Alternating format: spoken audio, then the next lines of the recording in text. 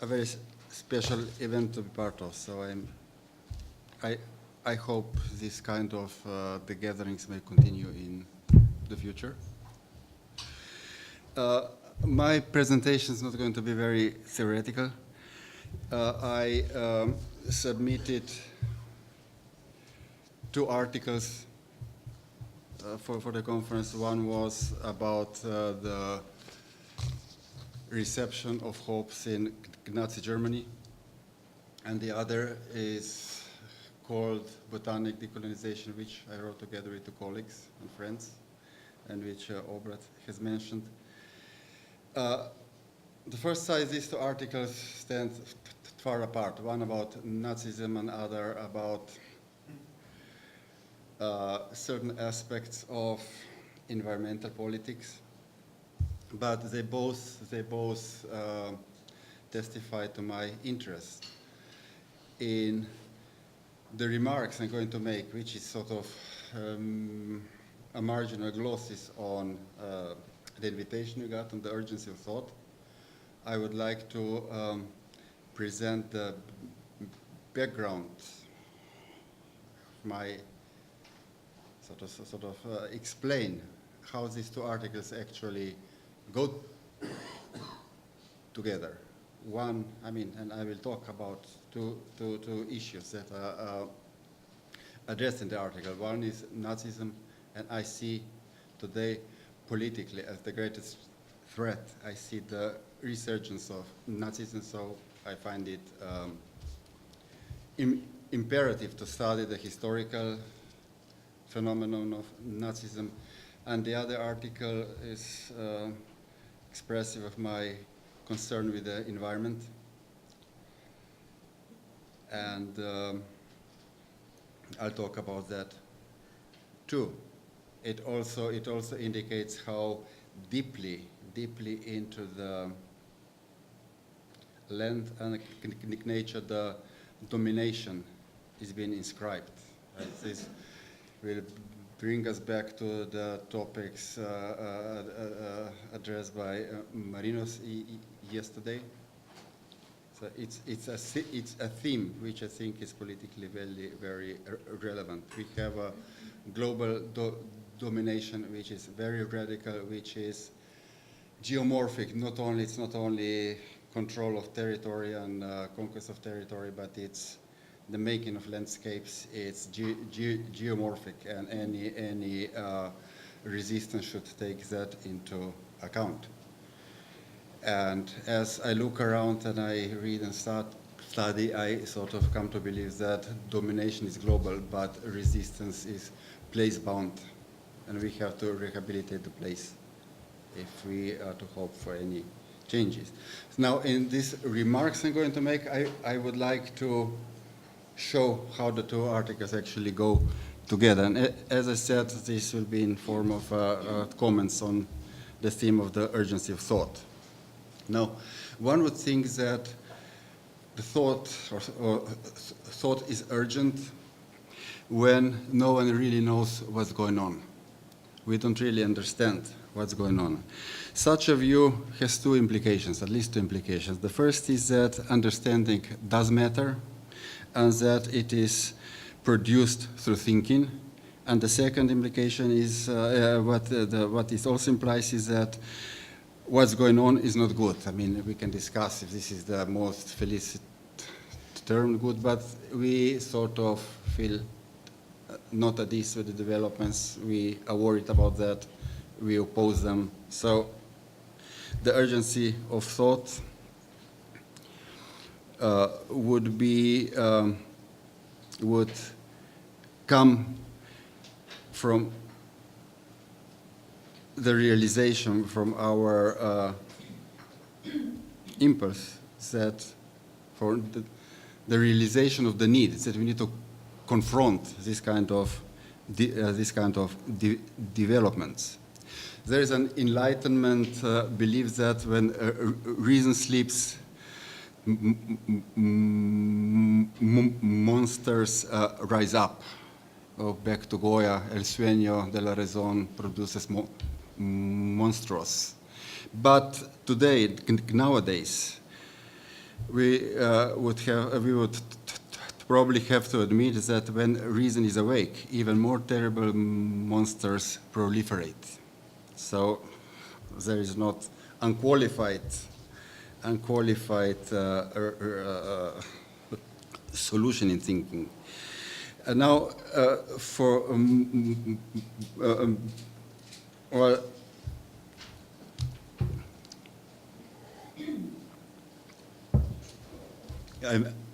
I'm dealing with these concerns of mine in the way I best, the best way I know.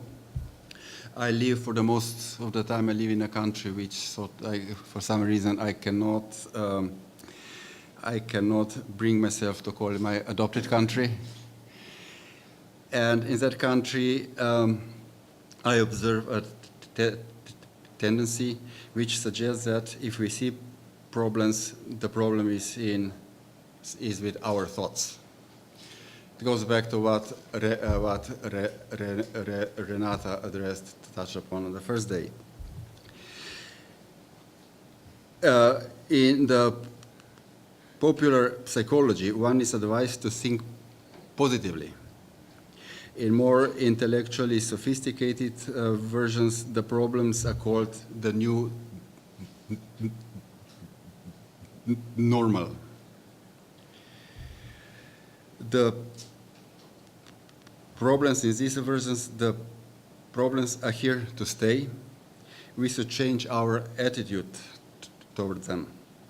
Now, whereas I don't believe in a society without problems. I'm far away from the vision of young Marx, for example, who saw contradictionless society in the future. So I'm far away from that kind of belief. I am disturbed by this shift from the striving to solve the problems, to address them, to confront them, to accepting them.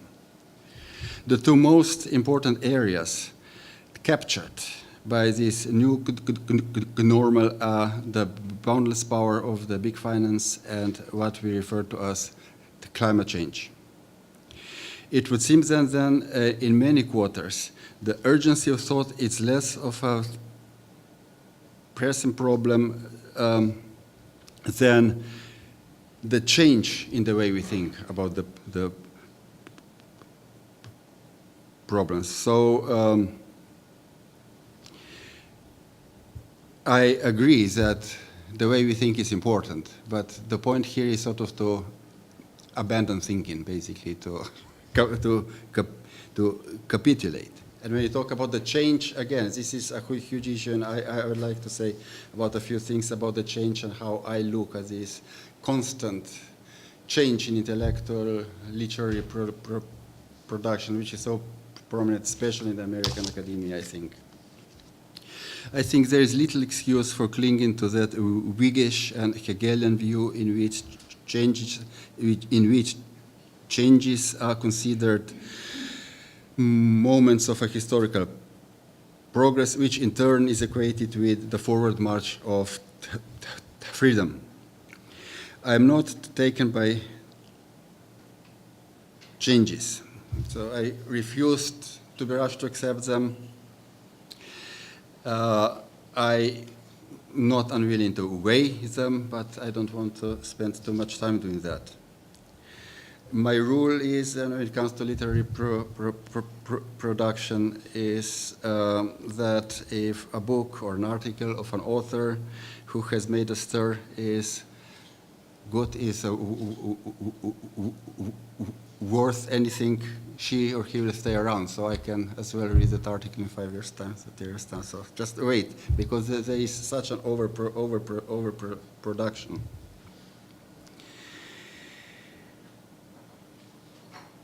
So now, if one is not bound to change all the time, so to rush after the change, so what's left there? You know, the obvious answer would be, so let's look at the stuff that's there, that's been there, older stuff, that so-called traditions to the history of thought. But now here, again, there's a question about what exactly would that mean. So I see the urgency of thought not so much in grounding reflection in the history of thought as in preserving historically formed traditions of thought. I'm saying preserving, not accepting, or not necessarily accepting or embracing. As someone who considers himself, this is not too pretentious to say, a political thinker, the role of a thinker is to be a guardian of language.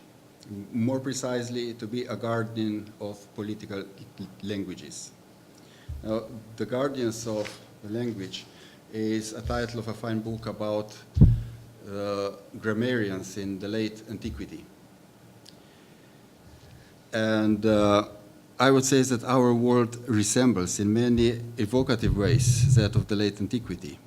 And the role of intellectuals may appear to be once more to preserve, to save, or to conserve not so much in the sense of political conservatism, but conservation in terms of environmental politics. So the role of intellectuals would once again be to conserve, to save the intellectual common good from the destruction of religious emperors and barbarians.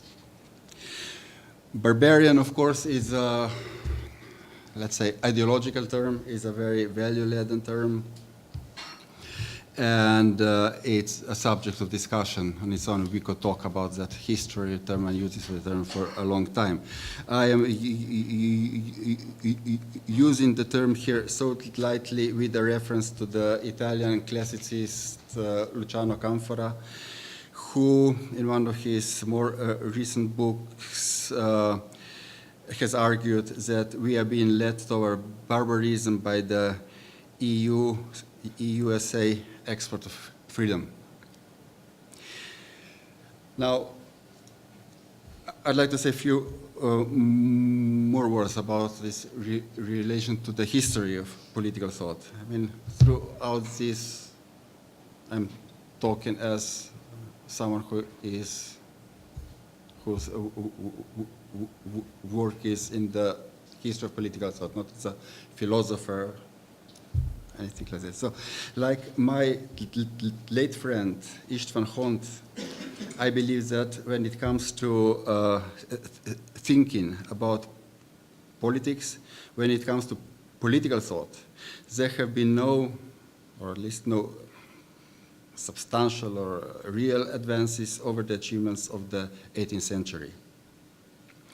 But unlike István, I'm fascinated by the great variety of regressions, decay, if you want, the falling apart. And in a way, when I look back at this 18th century and the great synthesis of the modern politics and what is to follow, in a way, we can see Hegel as a liminal figure. He was obscure in a number of ways, especially when it comes to the ways how his theology, special kind of political Protestant theology, plays into his philosophy. But on the other hand, he had a firm foothold in Scottish Enlightenment. Now, after Hegel, or I would prefer actually to say after Edward Gans, if I may speak that way, it all went downhill. One can learn a lot, though, by studying these different forms of regression. That's why I really into rereading Marx lately. So it's very, I mean, one can learn a lot. But in order to be able to learn it this way, one needs to know the historical, discursive, linguistic material with which the thinkers of progressive regression had worked or refused to work or choose not to work.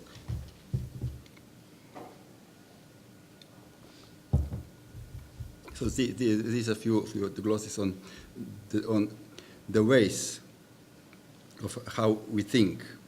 So if I come back to the urgency of thought, speaking about the urgency of thought means taking a position. It means taking a position against making thought a function of the new normal. There's a that's not much actually written about it. The new normal is everywhere, but the writing against the new normal is very rare. There was a fine article, published, I think, a couple of very recent about by Zadie Smith, the English writer, who clearly said, in her nice literary way, she's a writer, not a theoretician, that what's going on with the environment, it's not normal. And she just said, we have to refuse to call that the normal state of affairs. Now, speaking about the urgency of, the emphasis on thought, this ends up with taking a position which is, of course, a political decision. If we take the position that the thought is urgent, we are making a decision for a social politics, which we may think also rethinking politics, what to do. But what about the urgency of thought? The thought is urgent because the ascendance of the new normal spells the end of what we call the world. Not the end of the world as we knew it, because that's been happening all the time and it's happening all the time, but literally, quite literally, the end of the world. Now, we are living in the end times.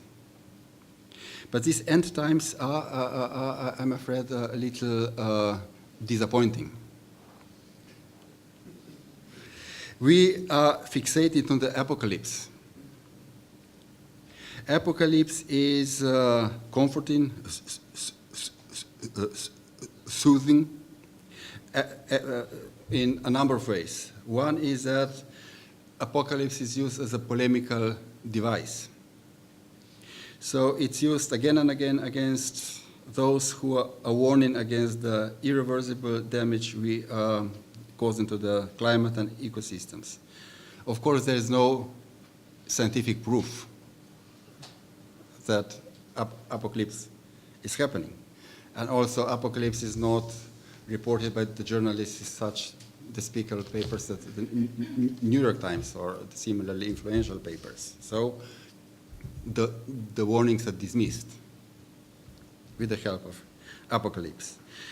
But there is a more profound sense in which we, at least the Western world, are holding tight on apocalypse.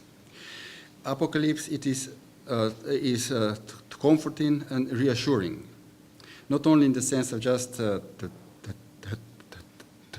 mentioned that there is actually no apocalyptic disaster happening, but also, and more importantly, in the sense that should such a disaster happen, we are reducing it to the images of horror we know. Apocalypse is our familiar imaginary world. Even if the world ends, the familiarity does not. Our world continues to live in what in this world is most important to us, continues to live before its own end.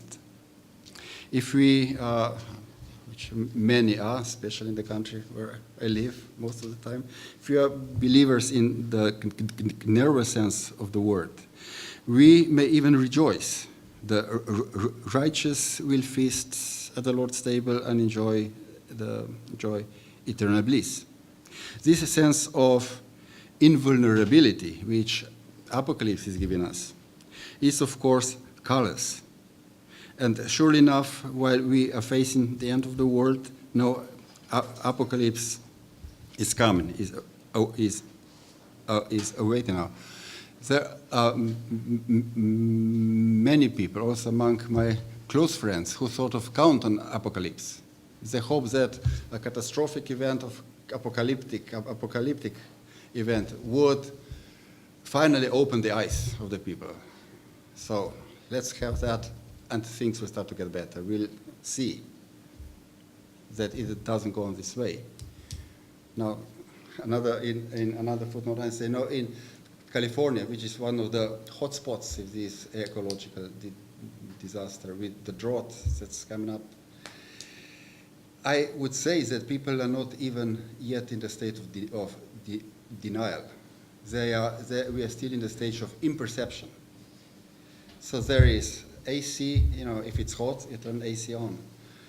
You live in your apartment or your office. I mean, there is no office in which you can open the window anyway. So it's all cooled. You go in a car with AC, and then you go to a gym. And in Southern California, which is an arid region, so we are not biologically or geologically, we are living in semi-desert. But the settlements there, and the settlements continue in California too, not just in Palestine. So in the settlements, we are living in a in the greenery that's characteristic of subtropic, of the subtropic. It's all green. There is English lawn, and you don't see. If you have to walk out of the settlement to see that everything is burned. So opening the eyes, I mean, we have our eyes wide shut, we are still in this state of imperception. And I can also say, going back to Leviathan, I think it was, I don't know who brought up the image. So the great Leviathan, if we take Leviathan to stand for the state, is being slaughtered. But there's not going to be a millenarian feast. It's just not going to happen. There may have been a big bang in the beginning, but there won't be one at the end. The world indeed is ending not with a bang, but with a whimper. A much more apt image of where we are heading to, or rather precedent, even though on a limited scale, is the end of the civilization of the Pueblo Indians.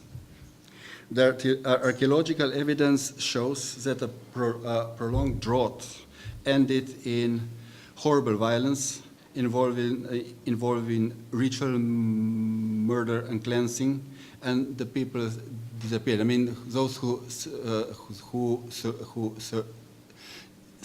survived, I mean, the archaeologists are unable to trace where the survivors went. They just saw those skulls with clear signs of violence. I had a chance to talk over this with both James Brooks and Bill Du Bois, who wrote about it, and the short summary of the discussion would be as follows. Big disasters like fires, floods, and earthquake, the kind of disaster we used to call natural disasters, but which we are getting unable to call that way anymore. These are not natural disasters really anymore. So in such great disaster, such a great disasters bring up, at least in the immediate aftermath, the best in people, solidarity. We help each other. We have, suddenly we are emphatic and sympathetic, so on. Prolonged drought is the opposite. There is slow chipping away of whatever social cohesion and solidarity there was. The worst in people comes to the fore. One has all the time to observe the irritating traits and hateful behavior of the neighbor. And one is going to hate the neighbor. and hate builds up and leads to destruction. And in the end, we have the real state of exception. This is one side of the story. The other one is more directly political, but it fits into the destruction of climate and ecosystems. This other aspect is the spread of chaos, lawlessness, disorder, and anarchy. These are the terms in which, as you know, Franz Neumann in his Behemoth depicted the Nazi non-state. For the system of coercion that which Nazism undoubtedly was not the state. And one of the things I find important in Foucault's lectures at Collège de France was that he clearly states that that the Nazism, what they did, is not the state. I mean, he has a clear position on the non-statist nature of the Nazi system. The most worrying feature of political developments today is indeed the revival of Nazism. Now, the Nazis have lived with us for a long time. What is really worrying today is the articulation between the empire of chaos. This is a term Pepe Escobar uses for you know whom, you can guess whom. So the empire of chaos, the articulation between the empire of chaos, neoliberalism, and the Nazis. And behind that, we already had established articulation between free trade, the mighty military, and all-pervasive spying and surveillance systems. So that's already been in place. Not the and now the Nazis are marching in as the new thing. This articulation, to my mind, took shape in the current conflict in Ukraine. As it is well known, the US had invested $5 billion into the destabilization of the country. Part of the money appears to have been used for the training and equipment of Nazi militias. And part of the training, as it's emerging, has been carried out in the neighboring Poland. Those militias were the shock troops of the violent overthrow of the elected government and seem to be as well responsible for the killing of policemen and protesters alike prior to the final assault on the parliament. The US picked usurper of the post of Prime Minister hastened to sign on an IMF loan treaty, letting it be known in advance that he was going to accept all the harsh conditions. In the next step, because not everyone agreed, and this disagreement was regionally located, so to say. So in the next step, he dispatched the newly formed National Guard, not the army, not only because the army was unreliable, but also because the army is a state apparatus and the state was taken out here. So he dispatched the newly formed National Guard, that is the Nazi militias promoted to the armed forces of the self-styled government, to suppress the resistance in the east and south of the country. We can clearly see the chain of events, the logic of the development. Chaos resulting from the suspension of the state and the imposition of the clique of imposters in its place, adoptions of a militant neoliberal program, and Nazi action to secure its implementation, which was openly encouraged by the IMF and assisted by the US, which in turn has forced the EU to assist in it. The message of these events, I think it's clear and very simple. The maintenance, extension, and enforcement of neoliberal model is resorting to Nazi violence. I want to argue, or rather ask the question, is neoliberalism today possible without Nazism? Now, how do these things come together? As you know, at the beginning of this development, we had diplomatic speech. Fuck the EU. Now we are coming from fuck EU. I think that trajectory is to frack EU or frack Europe. As you have all noticed or probably saw in the news, Hunter Biden, the son of the American vice president, was appointed the legal advisor to the biggest private gas company in Ukraine. We also know that one of the main charges of the overthrown government was that it was corrupt. Of course, this is probably a way to, sort of homeopathic way to fight corruption with corruption. But you know, I don't think, you know, we cannot see why would the American government do that. I mean, are they so indifferent to our outrage that double standards may be? But they may be more clever than we think. You know, we would outrage, we would say it's corruption, and we would stay with that. But I think the stakes are actually elsewhere. Why does the U.S. need a legal advisor in such a strategic place? As you may have noticed, American Secretary of State,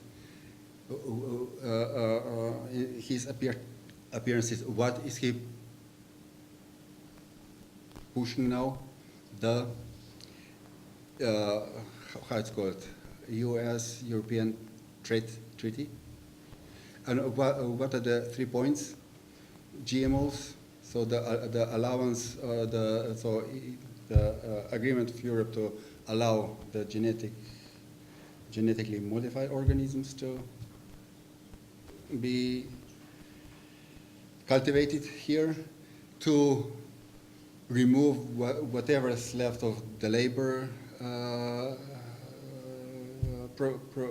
protection, any legal protections that's left, which is in favor of labor, and to loosen the environmental protection. The main catch in the environmental protection, of course, is fracking.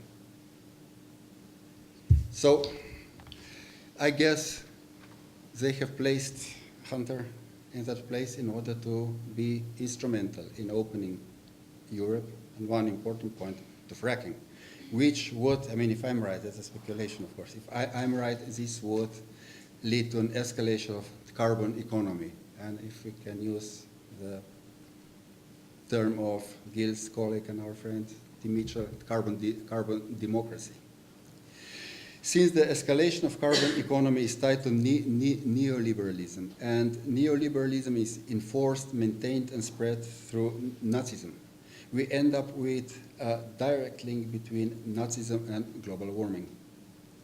The urgency of thought today, I think, is in facing this double twin threat. Thank you.